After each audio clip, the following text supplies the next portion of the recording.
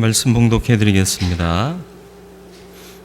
하갈의 아들 느헤미야의 말이라. 아닥사스다 왕 제20년 기슬월에 내가 수상궁에 있는데 내 형제들 가운데 하나인 하나니가 두어 사람과 함께 유다에서 내게 이르렀기로 내가 그 사로잡힘을 면하고 남아있는 유다와 예루살렘 사람들의 형편을 물은즉 그들이 내게 이르되 사로잡힘을 면하고 남아있는 자들이 그 지방 거기에서 큰 환난을 당하고 능욕을 받으며 예루살렘 성은 허물어지고 성문들은 불탔다 하는지라. 내가 이 말을 듣고 앉아서 울고 수일 동안 슬퍼하며 하늘의 하나님 앞에 금식하며 기도하여 이르되 하늘의 하나님 여호와 크고 두려우신 하나님이여 주를 사랑하고 주의 계명을 지키는 자에게 언약을 지키시며 긍휼을 베푸시는 주여 간구하나이다.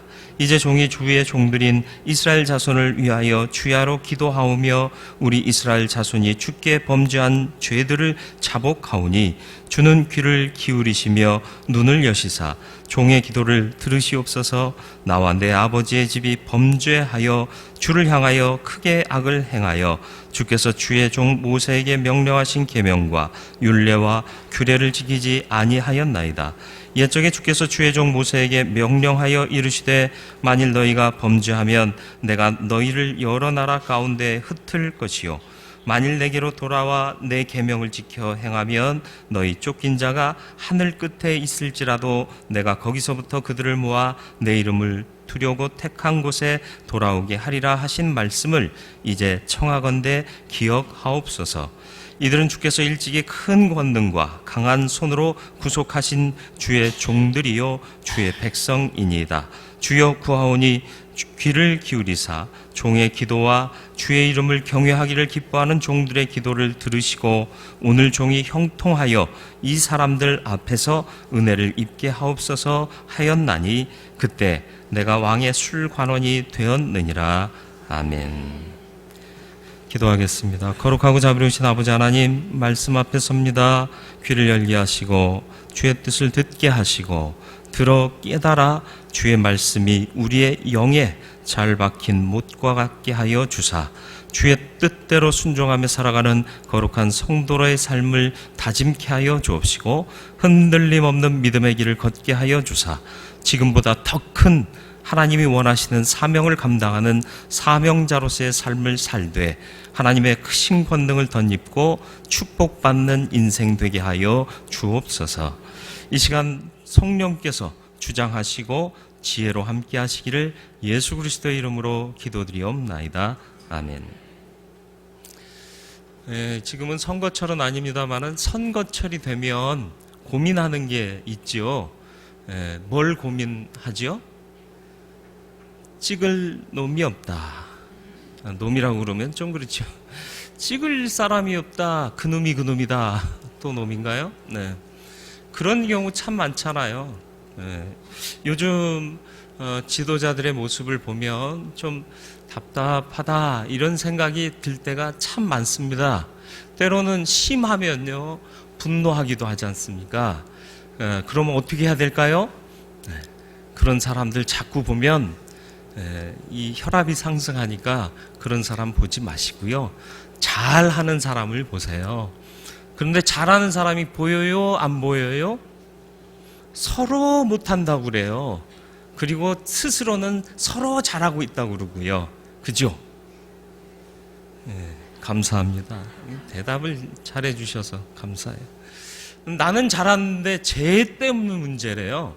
항상 그래요. 우리 교회 안에는 그러지 않나요? 여러분 가정 안에는 혹시 그러지 않나요? 나는 잘하고 있는데 엄마 아빠 때문에 엄마 아빠가 도움이 안 돼. 저 녀석 나는 참 잘했는데 내 새끼가 아닌 것 같다 이런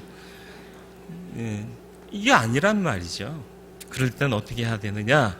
말씀으로 눈을 돌리면요 어려운 시대와 환경 가운데서도 참 훌륭한 삶을 살았던 사람들이 눈에 보입니다. 그런 사람을 보며 묵상하며 과연 오늘 이 시대에 나는 그와 같은 삶을 어떻게 살아낼 것인가를 교훈받으면 우리의 마음이 조금은 더 여유로워지고 너그러워지고 숨쉴만해질 겁니다. 메르스의 공포가 있지만 하나님께서 지키실 줄 믿으시길 바라고요. 혹여 싶어서 로비에 손세정제 갖다 놨습니다. 그리고 여러분 주일 아침에 어젯밤에 본당 안에도 소독제로 나름 소독을 했습니다. 걱정하지 마시고요. 그래도 불구하고 걸리면 어떡하죠? 기도 먼저 하고 치료받으셔야죠. 하나님께 우리의 삶을 맡기고 치료받으시면 하나님께서 긍휼과 은혜를 베푸실 줄 믿습니다. 현재 닥쳐진 상황을 좀 하나님이 왜? 라는 질문으로 좀 받아들였으면 좋겠어요. 우리나라가 왜 이런 어려움을 당하고 있느냐라는 거죠. 전철이나 버스 안에서 재채기 하시면 큰일 나요. 아니, 큰일 나진 않아요. 더 좋아지는 것 같아요. 사람들이 다 피한다면서요. 사람들이 막 다가오면 콜록콜록 기침하면 싹 사라진대요. 교회 안에서는 기침하거나 재채기 하셔도 자리를 뜰 수가 없기 때문에.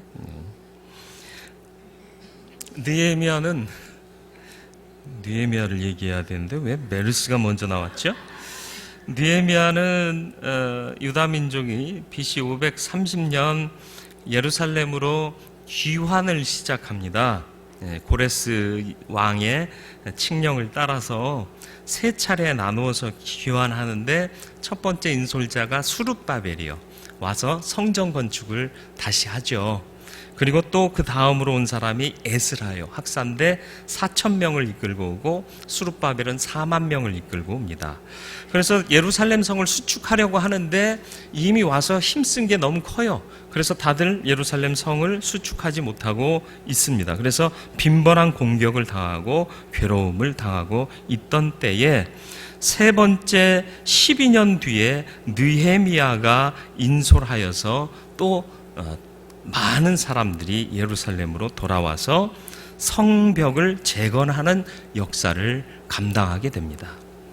여러분, 집 지어 보셨나요? 우리 성도님들 중에 집을 친히 지어 보신 분들이 있더라고요. 건축하는 게 만만치가 않습니다. 싸워야 할 일도 많고요. 또 계산했던 것보다 더 들면 더 들었지 덜 들고 이게 되는 일이 없습니다. 성벽을 생각해 보세요. 그 성 전체를 두르는 성벽을 재건하는 일이 쉬울까요? 어려울까요? 그리고 또 이방 민족들이요, 성벽을 쌓는 것을 회방합니다. 왜냐하면 성벽 쌓으면 그 안은 말 그대로 지켜지고 보호받는 곳이고요. 그렇지 않고 성벽이 없으면 언제라도 가서 약탈해오고 침탈해 올 수 있기 때문에 이방 민족들이나 또 원수들은 성벽 쌓는 것을 회방하는 거예요. 그래서 아직도 성벽을 쌓지 못하고 성문은 불타있고 이런 처참한 상황에 놓여 있었다라는 거죠. 그런데 느헤미야라는 사람이 이 이스라엘 사람 유대인들을 이끌고 다시 3차로 예루살렘으로 귀환하는데요. 느헤미야가 뭐 하던 사람이라고 오늘 본문에 기록되어 있죠? 술관원이다. 술관원이 뭐예요? 누구의 술관원이죠? 왕의 술관원인데 아닥사스다 왕이요, 페르시아 제국의 왕입니다. 제국의 왕의 술관원이 뭐 하는 사람인 줄 아세요? 술만 따라주는 사람이 아니에요. 그 옛날에는 왕들을 독살하는 일이 많았습니다. 그래서 음식 먼저 먹어보는 관원이 있고 술 마시고 따라드리는 관원이 있었어요. 그러니까 이 사람은요, 왕의 신뢰를 항상 얻어야 되고요, 누가 봐도 흠이 없는 사람이어야 해요. 그래서 믿을 만한 사람을 술관원 혹은 떡관원 이렇게 세우는데, 술관원이 되면 항상 왕이 어디를 가든지 따라갑니다. 그리고 왕이 뭔가를 얘기하다가 말문이 막히면 그 재료를 누구한테 구하겠어요? 바로 옆에 누가 있다고요? 술관원이 있다니까요. 야, 저건 뭐라고 얘기해야 되냐?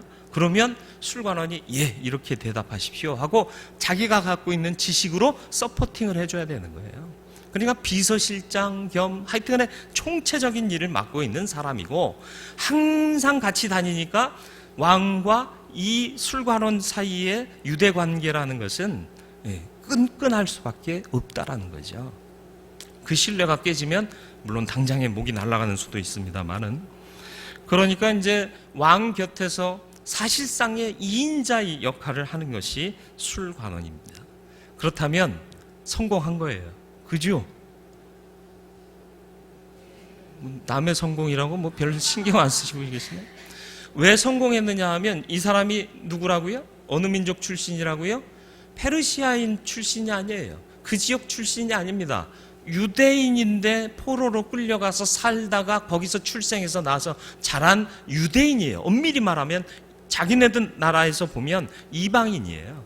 이방인인데 왕의 최측근으로 삼았다라는 것은 그 사람이 얼마나 신망을 얻고 신뢰받았는가, 그리고 또 그 자리에 오르기까지 얼마나 최선을 다한 삶을 살았는가를 그냥 쉽게 볼 수 있는 모습이다라는 거죠. 그리고 왕궁에서 술 맡은 관원이 됐다라는 것은 가문의 영광일 수도 있어요. 네. 앞으로 향후 몇십 년은 먹고 사는 걱정 해요? 안 해요? 안 해요. 아, 좋아요. 이렇게 되고 싶죠? 아니세요? 우리 애들이 좀 이런 자리에 올라갔으면 좋겠죠? 아니, 술 맡은 관원 되는 거 말고 이런 정도의 지위에 올라가기를 바라고 기도하고 그러지 않으시나요? 다 그래가지고 우리나라 애들 어렸을 때 물어보면 너 뭐 될래? 그러면 다 뭐 된다고 그래요? 예, 대통령 된다고. 누가 그걸 가르쳐 줬을까요? 애들이 그냥 알았을까요? 아니요, 엄마 아빠가 넌 대통령 돼야 돼. 대통령 깜도 아닌데. 아니, 물론 깜이라고 볼 수는 벌써부터 판단할 수는 없지만 그 사람이 대통령이 되는 게 최고의 성공이 아닐 수도 있는데 우리는 흔히 그것에 빠져버리는 경우가 많다라는 거죠. 그런데 이렇게 남들이 흠모하고 부러워할 만한 성공을 가진 이 느헤미야가 자기 민족들을 대동하고 폐허처럼 되어 있는 예루살렘으로 귀환하는 일에 지도자로 자기가 자원하고 나섭니다. 여러분 이해가 되세요? 잘 먹고 잘 살던 사람이 다 버리고 내가 황폐한 그곳에 성벽을 재건하러 가야겠다. 성벽 재건이 쉬운 일이다, 어려운 일이다? 어려운 일이다. 잘못하면 실패하면 욕은 욕대로 먹고 일은 일대로 안 되고 그럴 수 있는데도 자원해서 왔다는 거죠. 어떻게 이럴 수 있었을까요? 어떻게 이랬을 거예요? 그는 항상 귀를 열고 눈을 열고 돌아보는 삶을 살았던 사람입니다. 2절에 보면, 2절 말씀에 보면 자기 동생 중에 한 사람인 하난이라는 사람이 두어 사람과 함께 유대에 다녀와서 그 유대 땅의 상황을 설명해 줍니다. 그리고 그 하나냐가 유대를 두루 돌고 왔다라는 얘기를 듣고 느헤미야가 그에게 묻는 거죠. 그래서 마지막 부분 보시면 사로잡힌 면하고 남아있는 유다와 예루살렘 사람들의 형편을 물은즉, 뭐가 궁금했다는 거예요? 느헤미야가 뭐가 궁금했던 거예요? 유대 땅에 남아있는 우리 동족들 과연 어떻게 살고 있는가? 그게 궁금했다는 거예요. 나 잘 먹고 잘 살면 남 못 살고 하는 것 돌아보기가 쉽게 해요? 어렵게 해요? 어려워요. 네. 나는 등 따숩고 배부른데 배고프고 아픈 사람들 돌아보게 되나요? 안 된단 말이에요. 근데 이 느헤미야의 눈은 어디를 향하고 있었다? 느헤미야의 마음은 어디를 향하고 있었다? 유다와 예루살렘이요. 동족들이요. 아픔 당하고 있는 사람이요. 가난에 찌들어 있는 사람이요. 괴로움 당하고 있는 이웃들에게, 내 동족들에게 마음이 가 있었다라는 거예요. 왜? 하나님의 백성이니까. 하나님의 뜻이 그들에게 있으니까. 과연 하나님을 믿고 따랐던 그 백성들이 어떻게 살고 있느냐? 이게 중요한 거예요. 내가 편안하게 내 무사한 일을 따라서 행복하게 살고 있다, 이게 만족이 아니라 우리 모두가 함께 잘 살아야 한다, 이게 그의 만족이 됐다라는 거죠. 그래서 느헤미야는 돌아보는 눈을 가진 사람이었다. 내 삶에만 몰두하고 내 삶의 앞길만 바라본 사람이 아니라 돌아볼 줄 아는 사람이었다라는 것입니다. 3절 4절 이어지는 말씀이요, 그들이 내게 이르되 사로잡힘을 면하고 남아있는 자들이 그 지방 거기서 큰 환난을 당하고 능욕을 받으며 예루살렘 성은 허물어지고 성문들은 불탔다는지라. 이게 말도 안 되게 너무 비참한 상황을 듣는 거예요. 그러니까 이 말을 들은 느헤미야가 어떤 반응을 해요? 4절이요, 내가 이 말을 듣고 앉아서 울고 수일 동안 슬퍼하며 하늘의 하나님 앞에 금식하며 기도하여. 남의 고통이 아닌 거예요. 앉아서 울고 수일 동안 슬퍼하며 하늘의 하나님 앞에 금식하며 기도했다. 시대를 보는 눈이 그에게는 있었던 겁니다. 오늘 이 시대에 살아가는 우리는 시대를 아파하고 공감하고 하나님께 구하고 간절히 기도할 수 있는 참 그리스도인이 되기를 주님의 이름으로 축원을 드립니다. 돌아보는 눈을 갖고 사시기를 주님의 이름으로 축원을 드립니다. 자기에게 맡겨진 시대와 사람들에게 관심이 있었던 느헤미야, 자기 동족이 지금 고통당하고 있다는 이 사실을 전해 듣고는 마음 아파했습니다. 돌아보는 눈을 가진 자가 많아질수록 이 사회는 더욱 건강하고 따뜻해지고 여유로워질 줄로 믿습니다. 눈물을 흘렸다 그럽니다. 눈물을 흘렸다는 것은 감정이 메말라 있지 않다라는 얘기입니다. 힘과 능력의 원천이 무엇이라고 생각하십니까? 감동과 눈물을 흘릴 수 있는 그 감정이 살아있으면 힘과 능력은 여기로부터 시작되는 겁니다. 어머니의 사랑이 위대하다라는 이유가 뭔 줄 아십니까? 어머니의 사랑은 감정을 수반합니다. 아이가 아프면 눈물을 흘려요. 감정이 앞서요. 그러니까 그게 위대한 사랑이 되는 겁니다. 선지자들이 왜 하나님의 선지자들이 될 수 있었나요? 시대의 아픔을 보면서 눈물 흘리고 통곡하지 않습니까? 오늘 이 시대에 우리는 너무 메말라 버리지 않았는지 돌아볼 수 있기를 바랍니다. 타인의 아픔을 보면서 전혀 미동도 없는 감정을 갖고 있다면 하나님, 내 이 상한 감정, 변질된 감정을 고쳐주시옵소서 기도해야 할 줄로 믿습니다. 그래서 울어야 할 것을 위해 울고 웃어야 할 것을 향하여 웃을 수 있는 바른 감정의 사람이 되기를 주님의 이름으로 축원드립니다. 지금 우리는 무엇을 위해 울고 있는지 좀 진지하게 생각해 볼 필요가 있습니다. 예수님 같은 경우요, 예수님은 다른 이들이 발견하지 못한 사람들을 발견합니다. 돌아볼 줄 아는 눈을 갖고 계셨기 때문입니다. 돌감람나무 위에 올라갔던 삭개오를 발견하신 분이 예수님이십니다. 또 12의 혈루증 앓던 여인이 기어와 당신의 옷자락을 붙잡았을 때 그녀를 아무도 발견하지 못했지만 예수는 발견하셨습니다. 돌아볼 줄 알았기 때문입니다. 나의 가는 길만 바라보고 사는 사람 되어서는 안 될 것입니다. 하나님은 서로 돌아보아 격려하며 선을 행하기를 우리에게 요구하고 계십니다. 기억하시고 돌아볼 줄 아는 믿음의 길을 걸으시기를 바랍니다. 우리의 눈물은 언제 나오나요? 교회나 직장이나 가정에서 사소한 손해, 오해 때문에 눈물 흘린 적은 없나요? 견딜 수 없는 분노, 그것 때문에 눈물을 흘린 경우 많지 않나요?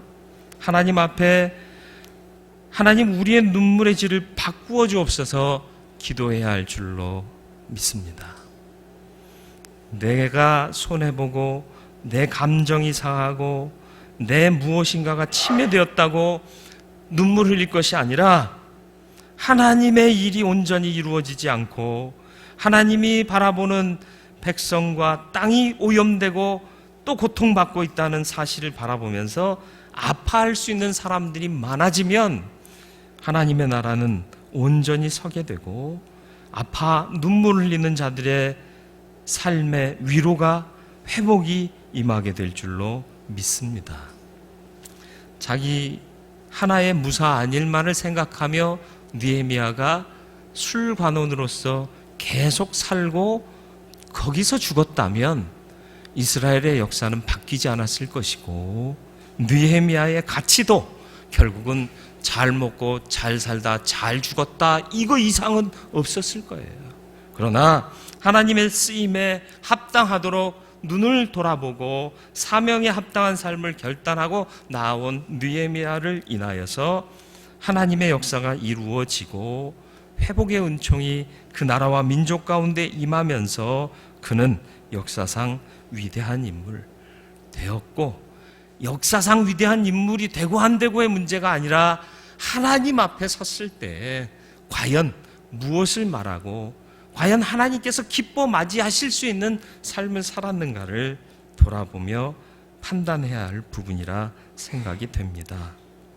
우리는 돌아보고 있습니까? 우리는 돌아볼 줄 아는 사람입니까? 생각해 보시길 바랍니다. 많은 사람들이 몰랐어, 난 거기 관심 없어, 그런 얘기해요. 이건 참 무책임한 일입니다. 무책임한 자세예요. 또 현실에 대한 무지요. 몰랐는데 그런 게 있었어? 이런 경우요, 의도적인 것이 대부분입니다.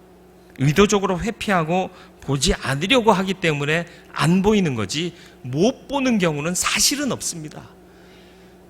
돌감나무 위에 올라간 삭개오를 사람들이 못 봤을 것 같으세요? 그 많은 무리 중에 누구라도 몇 명은 봤을 거 아닙니까? 그런데 삭개오다라고 말한 사람이 예수밖에 없다라는 얘기죠. 혈루증을 앓고 12해 동안 고통당하면서 괴로움 당하는 여인의 모습을 그 누구가 못 발견했겠습니까? 누구라도 한 명이 보지 않았겠어요? 봤는데 그것을 인지하고 그에게 관심을 가진 건 예수밖에 없었다라는 얘기죠. 관심입니다. 세상에 관심을 두고 사시길 바라요. 관심이라고 해서 집착을 두고 살으라는 얘기가 아니라 하나님께서 우리에게 세상의 빛과 소금 되라 하셨으니 그 명령 따라서 그것을 이루고자 하는 관심을 갖고 살으라는 거예요. 다음 대통령은 누가 되지? 이런 거 관심하라는 얘기가 아니라 이 나라와 이 민족의 미래가 어떻게 될 것인가? 어떤 지도자가 이 시대에 필요한가? 과연 이런 사람들은 길리워지고 있는가? 이런 것들에 대한 관심을 갖고 살아야 한다라는 얘기입니다. 누가복음 10장 30절로 33절에 보면 예수님께서 이웃에 관한 이야기를 하시죠. 선한 사마리아인의 비유다 이렇게 얘기를 하는데, 한 율법학자와 대화 도중에 어떻게 하면 하나님의 뜻을 따라 살 수 있겠습니까? 하나님 사랑하고 이웃 사랑이라 그랬더니 율법학자가 그럼 제 이웃이 누군가요? 이렇게 질문합니다. 철저히 의도적인 거죠. 근데 네 주위에 이런 이웃은 허다하다라는 것을 깨우쳐 주시기 위해서 예수님께서 이 비유를 말씀하십니다. 예수께서 대답하여 이르시되 어떤 사람이 예루살렘에서 여리고로 내려가다가 강도를 만나매 강도들이 그 옷을 벗기고 때려 거의 죽은 것을 버리고 갔더라. 마침 한 제사장이 그 길로 내려가다가 그를 보고 피하여 지나가고, 그를 봤어요. 봤는데 어떻게 했다고요? 피해 지나갔어요. 다른 말로 하면 못 본 척하고 지나갔다라고 해도 같은 말이 될 겁니다. 31절 또 32절 또 이와 같이 한 레위인도 그곳에 이르러 그를 보고 피하여 지나가되, 봤어요. 봤는데 피했어요. 그런데 33절이요. 어떤 사마리아 사람은 여행하는 중 거기 이르러 그를 보고 보았어요. 피했나요? 아니요. 불쌍히 여겨 관심이 간 거예요. 본 거예요. 그러니까 본대로 행하는 거예요. 그를 싸매주고 고쳐주고, 그래서 여관에 데려다주고 부비가 더 들면 내가 다녀올 때 계산하겠노라. 그렇습니다. 우리는 의도적으로 보고 피하고 있지는 않은지 좀 돌아볼 필요가 있습니다. 오늘 이 시대가 이렇게 망가지기까지 우리는 너무 보고 피해 왔는지도 모릅니다. 자녀들에게 무엇을 가르치셨습니까? 너는 공부나 해 임마. 공부나 하니까 공부만 할 줄 아는 사람만 된 거예요. 세상을 보며 네가 공부해서 이런 사람이 되거라 하는 바른 이상을 보여주지 않고 너는 이런 데 신경 쓰지 마. 공부나 해. 왜 애들이 신경 안 써야 돼요? 나라와 민족을 위해서 무엇을 할 것인가를 신경 쓰고 이 답답함을 해결하기 위해서 내가 성공하는 자, 이런 일을 감당하는 자 돼야겠다라는 사실을 새겨야 될 것인데 그런 것 없이 무조건 공부만 하래요. 그러니까 내가 왜 공부해야 되는지 알지 못한 채 억지로 하라고 그러니까 하다 보니까 이 공부가 내 공부가 안 되는 거라. 의미 없는 공부하고 있는 거잖아요. 그죠? 우리나라처럼 공부 열심히 하는 나라가 없어요. 또 우리나라처럼 열심히 일하는 나라가 없어요. 밤늦게까지요. 건물 빌딩 같은 데 불 다 켜져 있잖아요. 아니에요? 저는 해외를 가본 적이 캄보디아밖에 없지만 서구 유럽 가보시면 8시만 되면 다 불 끄고 집에 가잖아요. 우리나라는 8시부터 일이 시작되잖아요. 물론 노는 일 시작하는 사람도 있고 잡무 처리하는 분들이 있어요. 열심히 일해요. 그런데 아직 우리가 선진국이라고 말 못하잖아요. 옛날에 후진국이라고 그랬는데 그 말이 기분 나쁘니까 개발도상국이다 이렇게 표현하고 있죠. 열심히 일하는데 열심히 공부하는데 왜 우리 가운데는 세계적인 천재와 수재가 나오질 않는 거죠? 목적 없이 일하고 목적 없이 공부하고 있는 거예요. 사명을 장악할 수 있는 돌아볼 줄 아는 눈이 트이면 내 삶 의미 있게 살아갈 수 있는 거예요. 의미 없이 열심히 먹고 마시는 것이 만족돼도요, 행복을 못 느껴요. 비록 부족할지라도 내가 살아야 할 이유를 알고 살아가는 사람의 삶은 행복한 삶이 되는 거예요. 아이들에게요, 잘 먹고 잘 사는 거 가르치지 마시고 행복하게 사는 방법을 가르치시길 바래요. 그리고 우리도 이제는 마음을 좀 고쳐먹고요, 잘 먹고 잘 살자가 아니라 행복하게 살자, 의미 있게 살자. 내게 주신 사명이 뭐냐, 이 시대를 향한 나를 통한 하나님의 뜻이 뭐냐 발견하는 눈을 뜨자라는 얘기입니다. 덮어놓고 가지 말고, 눈 감고 가지 말고, 눈 딱 감고 하지 말고 눈 뜨고 하세요. 열고 믿으세요. 덮어놓고 가지 말고 열고 가고. 사람이 무엇 때문에 울고 웃는가를 보면 그 사람의 인격을 가늠할 수 있습니다. 야, 꽁돈 10만 원 생겼다. 웃기는 인간이에요. 물론 저도 10만 원 꽁돈 생기면 와 신난다 이럴 거예요. 거기에 집중해서 살지 말자라는 거예요. 어디 돈 될 거 없나? 이런 눈으로 살지 말자라는 얘기입니다. 오히려 내가 주고 버렸을지라도 누군가가 희망을 얻고 소망을 가지고 생명을 얻었다면 그것을 인해 더 기뻐하고 기뻐할 수 있는 그런 마음으로 살자라는 거예요. 그런 사람은 훌륭한 인격의 사람이에요. 존경받을 만한 인격의 사람입니다. 바로 느헤미야가 그랬다는 거예요. 성공했습니다. 제국의 왕 옆에 2인자로 서 있습니다. 그런데 나라와 민족의 아픔을 보고는 그걸 좌시할 수가 없는 거예요. 하나님의 백성인데 이렇게 고통받고 있는 현실 속에 내가 잘 먹고 호의호식하는 것 의미 없다. 던지고 내려놓고 가겠노라 하고 길을 나선 겁니다. 이런 사람이 있어야 하나님의 역사가 이루어지고 수많은 사람들이 구원받고 행복해지는 삶을 살아갈 수 있게 되는 겁니다. 잘 먹고 잘 살고 죽어버리는 느헤미야와 결단하고 나가 힘들지만 어렵지만 이 일을 감당한 느헤미야, 누가 더 위대한 느헤미야일까요? 두말하면 잔소리죠. 괴로움을 보면 어떻게 해야 될까요? 사명 깨달아야 되죠. 사명을 깨달았는데 내가 할 수 있는 일이 있을까요, 없을까요? 보면 난 연약한 존재예요.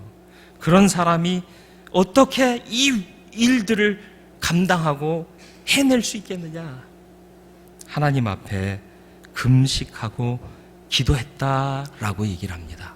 4절 말씀이요. 내가 이 말을 듣고 앉아서 울고 너무 아픈 거예요. 남의 아픔이 아니라 내 아픔 되는 거예요. 내가 하나님의 사람인데, 하나님의 백성인데, 우리 백성이 이렇게 아픔을 당하고 있다. 수일 동안 슬퍼했대요.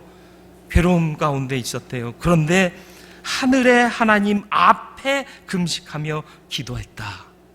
방법은 이거밖에 없습니다. 말씀드렸듯이 제국의 2인자예요. 아는 사람 없었겠어요? 건축업자를 알아도 알겠죠? 야, 실비로 좀 해줄래? 그러면 달라들 사람들이 한둘이겠어요? 왕 최측근인데? 무슨 말 하는지 잘 모르시겠어요? 자기가 갖고 있는 인간적인 네트워크를 사용해서 이 유대 땅 복권하는 일, 재건하는 일 시행할 수도 있었을 거예요. 그런데 느헤미야는 그 생각이 안 나는 거예요. 오로지 방법은 뭐밖에 없다? 하나님 앞에, 그리고 금식하며 기도하는 것. 금식하며 기도하시라는 얘기가 아니라, 그러셔도 좋지만 이 금식하며 기도했다는 그 의미를 깨달으시라는 거예요. 금식하며 기도했다는 게 뭐예요? 이 일을 위해 전적으로 열심으로 매달려서 기도했다는 뜻 아닙니까? 문제 해결은 우리가 하나님 앞에 설 때에 시작된다는 것을 잊지 마시길 바라요. 궁리하지 마세요. 궁리하는 사람들 때문에 이 모양 이 꼴로 바뀌어 왔습니다. 더 이상 가면 안 됩니다. 이제는 여기서 멈춰서 하나님 앞에 서야 할 줄 믿습니다. 느헤미야의 이름 뜻이 뭐게요? 느헤미야의 이름 뜻이 뭐게요? 여호와가 위로하신다, 그런 뜻입니다. 위로는 하나님께 있다. 다시 말하면 회복도 하나님께 있다라는 의미가 느헤미야라는 이 이름 속에 있어요. 느헤미야 이름은 누가 지어줬게요? 장명소에서? 아니요, 아버지가요. 아버지가 누구게요? 느헤미야랑도 안 친한데 그 아버지는 더 안 친하죠. 그래도 성경에 기록돼 있어요. 오늘 읽은 1장 1절이요. 하가랴의 아들 느헤미야의 말이라. 저는 하가랴라는 사람 만나본 적도 없고요. 그에 대한 기록도 없지만 이 사람 참 자식 농사 잘 지었다, 이런 마음이 들어요. 그래서 천국 가면 하가랴도 한번 만나보려고요. 천국 가려면 잘하긴 해야겠습니다만, 아들의 이름을 하나님이 위로하신다, 그렇게 이름 지어놓고 그가 이름 그대로 살아갈 수 있도록 신앙교육 시킨 거예요. 믿음 교육 시킨 거예요. 모든 삶의 목적이 하나님께로 맺혀지도록 바른 교육을 시켰던 겁니다. 그러니까 매사에 열심히 일하는데 자기가 성공한 자리에 섰을 때 무엇을 돌아보게 되느냐? 하나님의 뜻이 어디 있는가? 또 하나님이 관심하시는 하나님의 백성들은 어떻게 살고 있는가를 되돌아보게 되었다라는 얘기입니다. 저와 여러분들이 무엇을 두고 무엇을 생각하고 어떻게 행동해야 할지를 느헤미야로부터 배울 수 있게 되기를 바랍니다. 모든 문제의 해결은 하나님 앞에 서는 겁니다. 그리고 그가 이어 고백하는 거예요. 하나님 앞에 서서 고백하는 거예요. 5절 말씀입니다. 하늘의 하나님 여호와, 크고 두려우신 하나님이여, 주를 사랑하고 주의 계명을 지키는 자에게 언약을 지키시며 긍휼을 베푸시는 주여, 간구하나이다. 뭐예요? 하나님을 높게 보는 거예요. 하나님을 크게 보는 거예요. 하나님을 크게 보면 문제는 작아집니다. 문제를 크게 보면 하나님이 작아집니다. 하나님을 두려워하면 세상이 두렵지 않습니다. 세상을 두려워하면 하나님이 두렵지 않아요. 사람들 눈을 의식하면 하나님이 나를 어찌 볼까 전혀 고려치 않고 행동한다는 얘기입니다. 욕 안 먹으면 되지. 그런데 하나님의 눈은 나를 향해 커다랗게 뜨고 계시단 말이에요. 근데 그걸 못 봐요. 그러니까 하나님이 원하시는 일들을 안 하고 악행을 자행하면서도 눈먼 사람이 되고 그렇게 살아가게 되는 겁니다. 하나님을 두려워하며 살아가는 저와 여러분들이 되길 바랍니다. 하나님을 크게 보는 믿음의 사람 되기를 바랍니다. 그러면 문제는 아무것도 아니에요. 사업이 안 돼서 괴로우신가요? 하나님을 두려워해 보세요. 하나님을 먼저 잘 섬겨보세요. 그러면 사업 안 되는 거 문제도 아니에요. 문제 해결은 이렇게 시작되는 거라니까요. 근데 오늘날 이런 믿음이 우리에게서 솔직히 말하면 없어졌어요. 이거 회복하면 삶의 모든 영역이 회복될 줄로 믿습니다. 느헤미야는 기도의 순서를 우리에게 또 가르쳐주고 있습니다. 느헤미야의 기도의 순서를 보시면 하나님의 높음을 인정해요. 찬양했다는 겁니다. 또 다음으로는 회개해요. 하나님, 우리가 범죄했습니다 라고 회개합니다. 그리고 간구해요. 간구하는데 신실하신 하나님의 약속을 기억하면서 간구해요. 하나님을 인정하는 것이 뭐예요? 5절이요. 5절 말씀이 하나님을 하나님으로 인정하는 거고요. 회개하는 거요. 6절로 8절까지가 회개하는 겁니다. 그리고 9절로 11절까지 간구하는데 약속을 붙잡고 간구해요. 우리의 기도가 이렇게 이어져야 할 줄 압니다. 회개할 때 또 6절부터 회개의 내용이 나오는데 내가 죄인 중에 하나임을 인정하고 회개합니다. 그렇습니다. 우리입니다. 죄와 나가 아니라 우리예요. 우리. 범죄했다면 우리가 범죄한 거예요. 이 시대가 악한 시대라면 우리가 악한 거예요. 회개는 거기서부터 출발하는 겁니다. 그리고 9절 말씀이요. 만일 내게로 돌아오면 내 계명을 지켜 행하면 너희 쫓긴 자가 하늘 끝에 있을지라도 내가 거기서부터 그들을 모아 내 이름을 두려고 택한 곳에 돌아오게 하리라 하신 말씀을 이제 청하건대 기억하옵소서. 하나님의 신실하신 약속을 믿고 간구하고 있습니다. 이제 우리 모두가 하나님 앞에서 간절히 구하는 기도자가 되어야겠습니다. 이 나라와 민족의 회복을 위해 기도해야 할 때입니다. 서울의 한복판에서 세계 동성애 축제를 연다고 해요. 이건 수치입니다. 세계적인 수치예요. 성적 소수자에 대한 인권을 존중하는 것? 아니요. 포장입니다. 악한 마귀의 괴계입니다. 막아야 합니다. 하나님이 막아주셔야 합니다. 기도해야 합니다. 우리가 막기 힘듭니다. 그런데 하나님이 하시면 막아질 줄로 믿습니다. 혹여 진행되더라도 아무 의미 없고 어떤 영향도 없이 그냥 지나가는 일이 되고 말아야 할 겁니다. 이건 하나님이 다스리셔야 할 부분입니다. 그러니까 우리는 하나님 앞에서 간절히 기도해야 할 줄 믿습니다. 또 우리에게 닥쳐진 위기, 메르스요. 듣도 보도 못한 놈이 와가지고 우리를 괴롭히고 있고 공포 가운데 빠지게 합니다.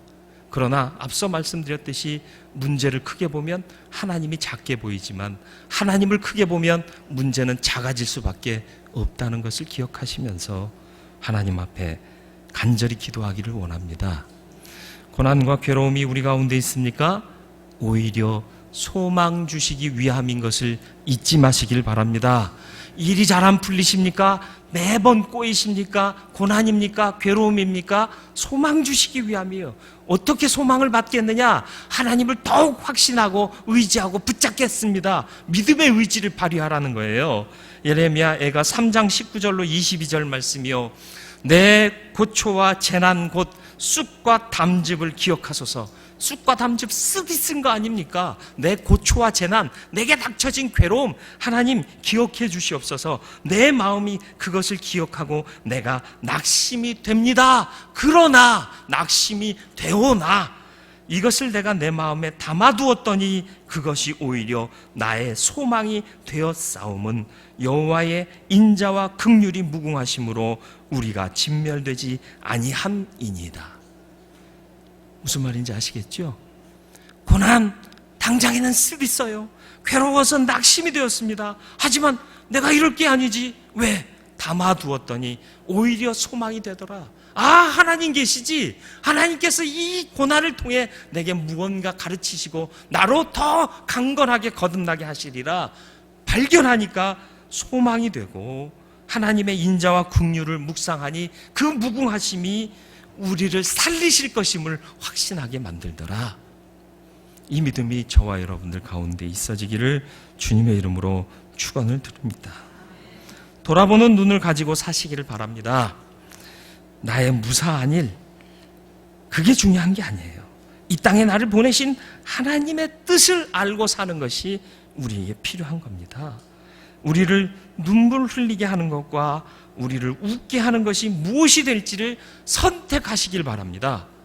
먹고 마시고 만족하는 게 우리를 웃게 할 것이냐, 아니면 하나님의 뜻을 이루며 더 많은 이들이 함께 즐거워하며 행복해하며 생명의 가치를 누리게 할 것이 내 웃음거리가 될 것이냐, 선택하며 사시라는 거예요. 믿음의 가치들을 선택하며 살라는 겁니다. 하나님 앞에서 금식하며 기도합시다. 밥굶은 금식만 하라는 얘기가 아니에요. 금식에 담겨져 있는 그 간절함을 가지고 하나님 앞에 기도하자라는 얘기입니다. 하나님의 위대하심을 인정하세요. 그분의 크심을 인정하면 세상의 문제는 작아질 수밖에 없고요. 하나님을 두려워하면 세상이 더 이상 우리를 두렵게 하지 않게 될 것입니다. 우리의 죄를 회개하고, 우리의 죄예요. 나는 멀쩡해요. 쟤네들이 문제예요. 아닙니다. 우리가 문제인 거예요. 간절한 마음으로 간구하되 하나님의 신실한 약속 위에 간절히 기도하는 자가 될 때 회복하시고 축복하시고 강건케 하시는 하나님의 역사가 우리 공동체 가운데, 우리나라와 민족 가운데 넘쳐나게 될 줄로 믿습니다. 기도할 때입니다. 깨어 기도하시고 기도로 시작하는 저와 여러분들이 되기를 주님의 이름으로 축원드립니다. 거룩하고자 어려우신 아버지 하나님, 믿는다 하면서도 믿음의 가치대로 살지 못하고 세상을 크게 보고 하나님을 오히려 작게 보며 살아왔습니다. 이제 눈을 돌립니다. 주님을 크게 보게 하시고 주님 주시는 은혜와 능력과 강건함을 덧입어서 세상을 작게 보고 살아가는 우리들 되게 하여 주시어서 주의 영광 나타내게 하시며, 또 주께서 주시는 삶의 소망, 은혜, 축복 세상 가운데 드러내 보임으로, 흘려보냄으로 세상 가운데 탄식하는 영혼들이 하나님 은혜로 말미암아 숨쉬며 행복해하는 그날이 오게 하여 주옵소서. 이 나라와 임족 고쳐주시옵소서. 우리 돌아보는 눈 없이 살아왔습니다. 그저 나만 잘 먹고 잘 살고 그렇게 살면 행복한 줄 알고 달려왔지만 그것이 진정한 행복이 아니었음을 깨닫습니다. 주여 깨닫게 하심을 감사합니다. 이제 그 눈 떴사오니 감지 않고 살기를 원합니다. 지켜주시옵소서, 보호하시옵소서, 인도하여 주옵소서. 예수 그리스도의 이름으로 기도드리옵나이다. 아멘.